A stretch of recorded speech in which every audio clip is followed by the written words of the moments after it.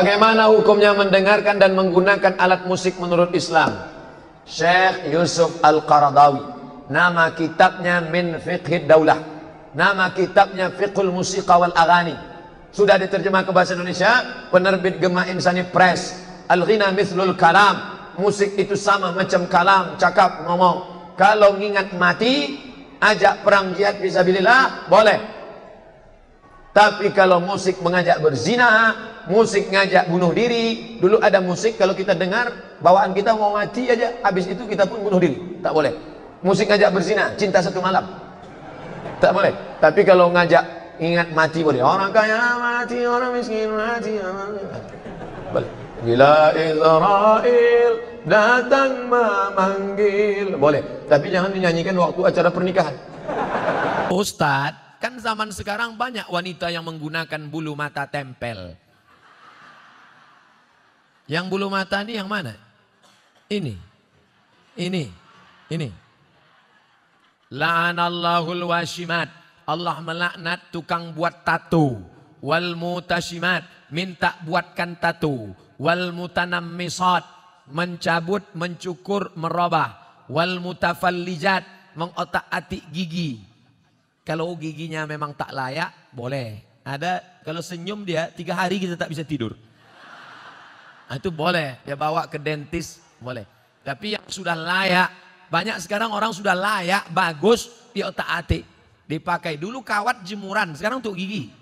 Pakai warna-warni lagi, Senin hijau, Rabu ungu, Kamis pink. Kalau jumpa, otak-atik tak boleh. Plastik semua. Sampai ini pun plastik, lentik plastik. Ada orang bakar sampah, layu. Tak usah. Kau cantik bukan karena plastik itu, tapi kau cantik karena kecantikan dari dalam. Bahasa awaknya apa? Inner beauty. Karena cahaya tahajudmu, karena munajatmu kepada Allah Subhanahu wa taala. Menyambung rambut Pak Ustadz, Allah melaknat yang menyambung rambut. Tapi saya kena penyakit Pak Ustadz, gugur semua, gundul. Kan saya tak nampak. Suami saya melihat Pak Ustadz, kasih tahu dia, bang, ini takdir dari Allah. Walaupun aku gundul, kau terimalah apa adanya. Aku tak pernah request. Kata suami, apapun adanya dirimu, ku terima engkau Adinda. Karena yang berambut sudah ada satu lagi. Nggak bergurau, jangan berang. Insya Allah Bapak itu bisa menerima ibu apa adanya. Kita doakan supaya hati Bapak tak berpindah ke lain hati, insya Allah. Tidak lo banyak yang mengaminkan. Bagaimana cara kita istiqomah dalam beribadah? Di sini dekat rumah sakit, pulang dari sini mampir rumah sakit. Untuk apa? Supaya istiqomah. Kita tidak pernah menghormati, menghargai sehat karena kita tidak sakit. Begitu melihat orang sakit, saya usahakan dalam sebulan sekali ke rumah sakit. Assalamualaikum ibu. Waalaikumsalam. Ustadz dari tadi yang sakit ibu melulu. Oke, kita ganti bapak. Assalamualaikum bapak. Waalaikumsalam. Bapak sakit. Udah tahu kok nanya. Kura-kura dalam perahu, pura-pura tidak tahu. Sudah gaharu cendana pula. Sudah tahu bertanya pula. Bapak sakit apa pak? Jantung koroner. Bapak sakit apa pak? Diabetes mellitus. Bapak sakit apa pak? Asam urat. Bapak sakit apa pak? Kanker otak. Bapak sakit? Enggak ada yang enggak sakit. Maka disitulah baru kita sadar ternyata nikmat ini besar. Maka kalau mau istiqomah, sering-sering tengok orang sakit. Pulang dari sini, mampir rumah sakit. Kalau security-nya nanya, mau jenguk siapa mas? Semua yang di rumah sakit ini mau kujenguk. Aku mau mengambil pelajaran dari orang-orang sakit ini, wahai security. Hai security, kenapa kau tak pernah mengambil pelajaran? Nah, yang kedua, sering-sering lihat orang mati. Janganlah kasar Pak Ustadz, meninggal dunia. Nampak bendera putih berkibar, singgah. Hah? Kuning. Tempat saya putih. Kuning. Terserah mau kuning, mau merah, mau hijau. Yang penting ada orang meninggal. Ada orang meninggal? Ada. Buka tutup wajahnya, cium. Tapi yakinkan sesama laki-laki. Jangan perempuan kau cium. Walaupun sudah mati, lakinya ngamuk. Saya nggak pernah nyoba. Buka. Betapa kita tahu dulu gagah perkasa, tegap berotot, punya kuasa. Setelah meninggal dunia, dingin kulitnya, sejuk macam es batu. Yang belum pernah mencium orang mati, terasakan ujung hidung, senggol pipi dia macam es batu, sejuk, membeku, mata melotot. Tak ada satupun orang mati yang bisa memejamkan matanya. Semuanya dipejamkan orang lain. Makanya jangan langsung datang jenguk orang mati kalau nggak berani menjamkan mata. Biarkan dulu agak-agak antrian ke-5 ke-6. Datang ke sana, pejamkan matanya. Allahumma ighfir li fulan ibni fulan warfa' darajatahu ma'al ghabirin. Betapa kita tak ada apa-apa. Angkar sampai ke pemakaman. Tegak berdiri kau di samping liang lahat. Tengok ke dalam. Iya, kalau liang lahatnya seperti ini, penuh dengan bunga-bunga. Tidak ada, saudaraku, kosong, hanya tanah. Kebetulan tempat itu tanahnya tanah merah, tanah liat. Habis hujan tadi, basah. Kata panitia penyelenggaraan jenazah, "Pak, gimana? Ada air di dalam." Udah injak aja. Air naik. Karena ini tanahnya kebetulan dekat sawah. Begitu digali, hujan lebat, naik. Diletak ke bawah, naik. Diambil batu besar, timpa ke bawah. Mana tempat? Dulu rumah itu yang membuat engkau, rumah itu yang mencarikan arsiteknya engkau. Tapi sekarang tidak ada sejengkal pun di rumah itu yang mau menerima engkau. Itu kamar papa dulu, sekarang kamar brownies.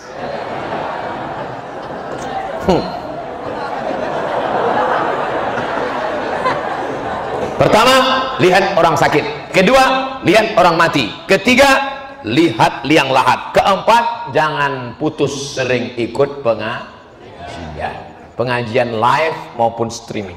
Saya ingin bertanya perihal teori sejarah, yang mana zaman dulu kala ada manusia purba. Namun saya yakin bahwa manusia pertama itu Nabi Adam. Lalu apakah manusia purba itu benar-benar ada, Pak Ustadz? Adakah ayat Quran atau hadis yang menjelaskan manusia purba? Nabi Adam panjangnya situna zira'an, 60 hasta. Saya berapa hasta? 1 hasta nih, dari ujung nih ke sini. 1 hasta, 2 hasta, 3 hasta, 4 hasta. Karena kita udah lama kenal, tambah sedikit, 5 hasta. Nabi Adam 60 hasta. Kalau begitu Nabi Adam panjang sekali. Lalu kemudian berkurang. Saya ini last edition, yang paling kecil. Sedangkan manusia purba itu jutaan tahun yang lalu, dari fosil-fosil yang ditemukan dalam tanah. Sedangkan dari Nabi Adam ke Nabi Muhammad SAW tidak sampai jutaan tahun. Maka kita sebagai orang yang beriman meyakini manusia pertama adalah Adam alaihissalam. Kita bukan evolusi dari makhluk purba, monyet berubah jadi orang. Bukan, kita bukan monyet. Ada yang mau ngaku dia monyet? Nggak ada. Itu teori dari Darwin punya. Kata Darwin, namanya Charles Darwin, dunia ini isinya air semua, nggak ada tanahnya, air. Lalu air ini disinari cahaya matahari, menguap, lalu muncullah tanah. Lalu ikan yang dalam air berevolusi naik ke darat, manjat pokok kayu, berbulu jadi monyet. Monyet tadi berevolusi jadi orang. Ini teori masih diragukan. Kenapa? Karena kalau monyet itu berevolusi, kenapa setelah jadi kita kok nggak berubah lagi? Abdul Somad, kenapa Abdul Somad tidak berevolusi jadi makhluk baru? Apa kayak namanya gitu? Nggak ada. Ini menunjukkan bahwa manusia bukan evolusi dari monyet, tapi manusia memang makhluk yang berdiri sendiri, diciptakan Allah di surga, lalu dikirim ke dunia. Yang jelas makhluk Allah 2. Wa ma khalaqatul jinna wal insa, jin dan manusia. Maka kita meyakini itu sesuai yang tersebut dalam Quran dan hadis Nabi Muhammad sallallahu alaihi wasallam. Apa sama berbakti sama orang tua dengan berbakti sama mertua? Kau jumpa istrimu itu umurnya berapa? 25 tahun. Selama 25 tahun tuh ngasih makan dia siapa? Bapak sama emaknya. Sedangkan ayam saja tak dikasih orang. Ayam, ikan lele, tak akan dia kasih. Kenapa dia mau mengasihi anak gadisnya kepada engkau, sedangkan kau tak pula ganteng, PKI, pendek kecil hitam? Kenapa dia mau mengasihi kepada engkau? Emakmu sayang padamu karena kau anaknya, ayahmu sayang padamu karena kau anaknya. Tapi ini bukan emakmu, bukan ayahmu, tapi mau mengasihkan anak gadisnya padamu. Kira-kira mana yang lebih hebat, orang tua apa mertua? Mertua. Oleh sebab itu jangan kau beda-bedakan. Sayang kau pada emakmu, sayang pada emak mertuamu. Sayang kau kepada ayahmu karena dia memberikan anak gadisnya yang the best, yang terbaik. Inilah anak gadisku yang paling cantik. Padahal di kampung itu banyak yang lebih cantik. Tentu anak dia dipujinya. Oleh sebab itu maka yang selama ini tak sayang pada mertua, balik dari pengajian ini mudah-mudahan sayang dia pada mertuanya, insyaallah. Semoga UAS selalu sehat. Amin. Tolong jelaskan mengenai Dajjal secara terperinci agar kami dapat menjelaskan kepada anak cucu mengenai bahayanya, juga cara agar dapat selamat dari Dajjal. Bentuk Dajjal seperti Nabi Isa, tapi perbuatannya melawan Allah, maka disebut dia dengan Al-Masihid Dajjal. Sebelum salam kita mohon, Allahumma inni a'udzubika min azabi jahannam wa min azabil qabri wa min fitnatil mahya wal mamat wa min syarri fitnatil masihid Dajjal. Ada Isa yang asli Al-Masih, ada Isa yang hoax, namanya Al-Masihid Dajjal. Dia tunjuk langit, ya sama imtiri, hai langit turunkan hujan, turun hujan. Dia tunjuk bumi, ya ardi umbuti, hai bumi tumbuhkan tanaman, tumbuh tanaman. Dia tunjuk mayat, ya mayat qum, hai mayat tegak berdiri, mayat bisa hidup lagi. Orang menyangka dia Al-Masih Isa, padahal dia adalah Al-Masih Dajjal. Cara selamat dari Ad-Dajjal 3. Yang pertama, sebelum salam baca doa, Allahumma inni a'udzubika min adzabil jahannam wa min adzabil qabri wa min fitnatil mahya wal mamat min syarri fitnatil masih dajjal. Yang kedua, hafal 10 ayat pertama surat Al-Kahfi. Yang ketiga, baca surat Al-Kahfi tiap malam Jumat mulai nanti malam. Habis maghrib, malam, siang, sore, petang, pagi, silakan. Yang karyawan susah, besok jam 12 masuk masjid, baca surat Al-Kahfi. Habis sholat Jumat, lanjutkan lagi, maka insya Allah diselamatkan dari Ad-Dajjal. Jangankan Dajjal, cucu Dajjal aja keluar semua sudah bingung. Belum Dajjal yang asli lagi. Mudah-mudahan kita semua diselamatkan dari Dajjal, insya Allah.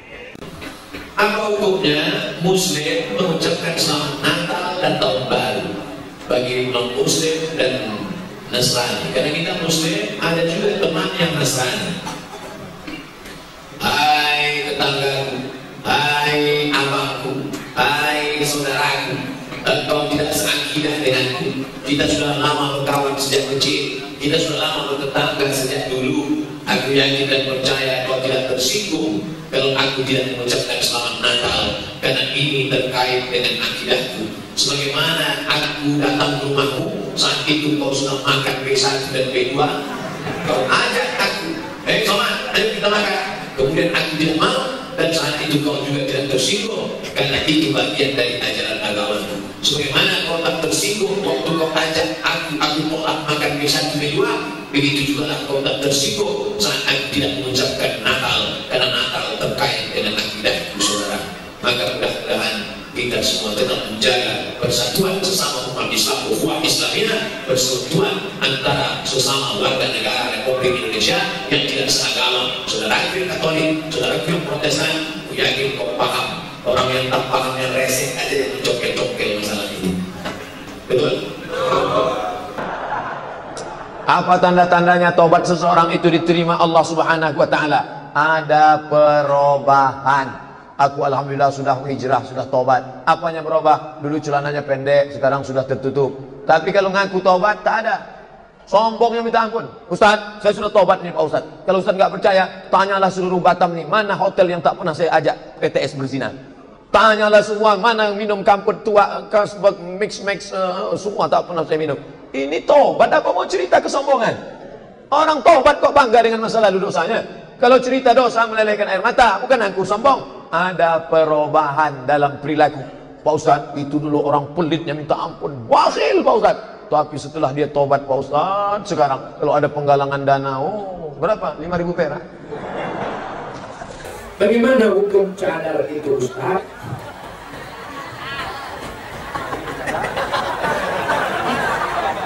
Syekh Ibnu Utsaimin, Syekh Ibnu Baz, Syekh Mikri, mazhab Hambali dari Saudi Arabia, dari Riyadh, dari Makkah, dari Qasim, dari Madinah, itu mengatakan cadar wajib.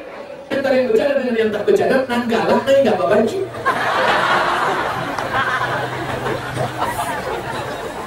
Yang sudah bercadar, jangan diejek. Ini mana yang ngejek ini? Ini jadi.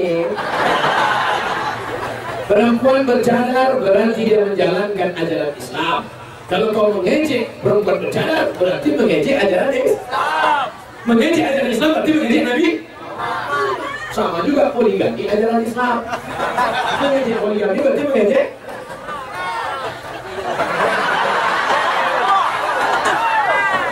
Kalau tak setuju diam saja. Karena beda-beda tipis antara tak setuju dengan takut. Ikatan suami takut ini.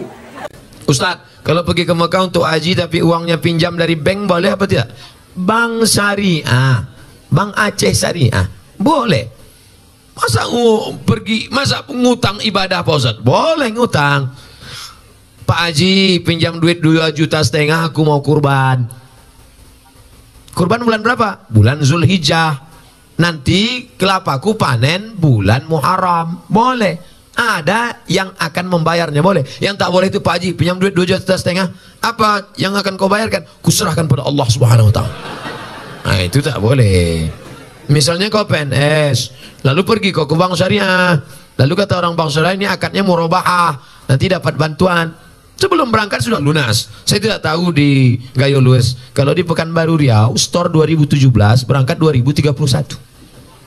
2030 malaikat maut datang. Insya Allah, mudah-mudahan kita bisa berangkat haji insya Allah. Bagaimana menurut akidah kita jika menyukai K-pop? Walau hanya sekedar suka saja. Ada seorang bapak koma, tahu koma? Koma itu sikit lagi titik. Di ruang ICU. Tahu arti ICU? ICU, you don't see me. Ambo mencari waang tidak bisa cari ambo. Dia sudah koma, koma, sikit lagi sudah mau mati. Kata dokter Cipto Mangunkusumo, bawa pulang ke rumah karena sudah tak lama lagi mati. Akhirnya pas mau dibawa pulang ke rumah, tiba-tiba dia terbangun, sehat, sadar.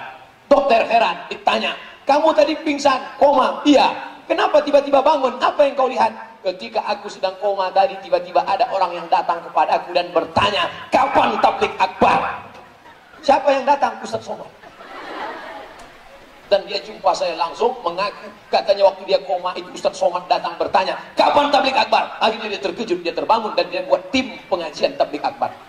Lama saya berpikir, kok bisa saya datang waktu dia koma? Saya tanya, Bapak selalu dengar ceramah saya? Selalu. Habis 4 giga untuk Ustaz aja. Bapak kalau mau tidur nengok apa? Ceramah Ustaz. Kalau pagi nengok apa? Ceramah Ustaz. Di kantor nengok apa? Ceramah Ustaz.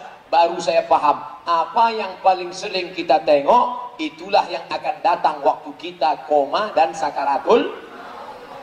Udah paham jawabannya? Nangkap? Anak ini putri cerdas. Apa maksud ceramah Ustaz? Kalau kau sering suka K-pop, nanti waktu kau koma, K-pop itulah datang.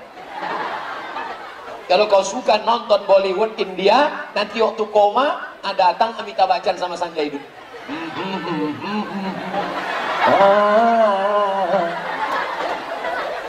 Bolehkah dalam ibadah sehari-hari, misalnya sholat kita gabungkan pendapat 4 mazhab? Jangan. Menggabungkan 4 mazhab itu nanti cenderung pada tatabuk rukhas, main-main mazhab. Pokoknya saya berpegang pada mazhab Syafi'i saja. Walaupun dulu waktu kuliah di Maroko, saya pakai mazhab, guru-guru kami mazhabnya Maliki. Indonesia Syafi'i, Maroko Maliki. Beda mazhab Maliki Pak Ustaz.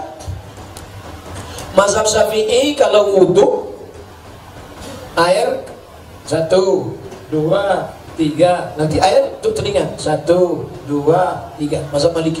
mazhab Syafi'i. Kalau Maliki tidak, basahkan tangan semua.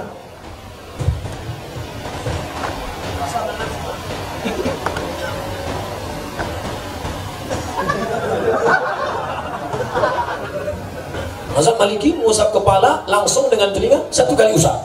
Dan ketika bersentuhan kulit, mazhab Syafi'i batal. Selesai wudu, saya salaman dengan ibu. Kabar ibu, kena ujung batal. Kalau Maliki enggak. Kalau bersyahwat batal. Kalau enggak bersyahwat enggak batal.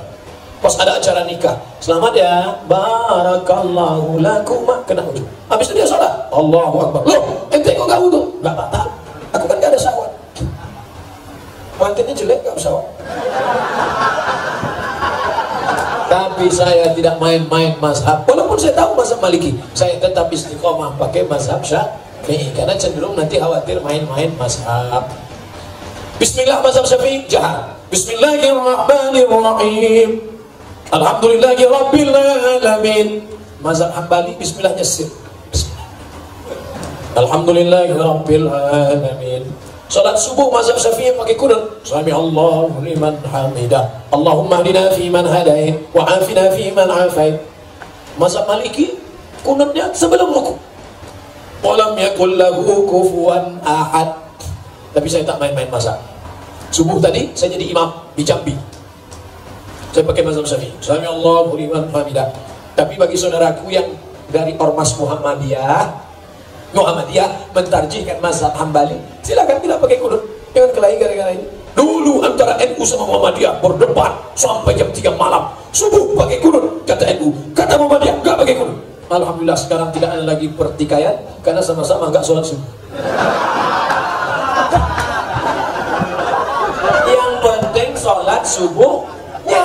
Makanya dibuat temanya sukses berkarakter, menghormati perbedaan mazhab. Saya secara ormas 5 tahun jadi sekretaris lembaga Bahsul Masail Nahdlatul Ulama pakai mazhab Syafi'i. Tapi saya punya kawan dari Muhammadiyah, mereka pakai mazhab Hambali, tapi saya tidak campur-campur mazhab supaya tidak terjerumus dalam main-main mazhab.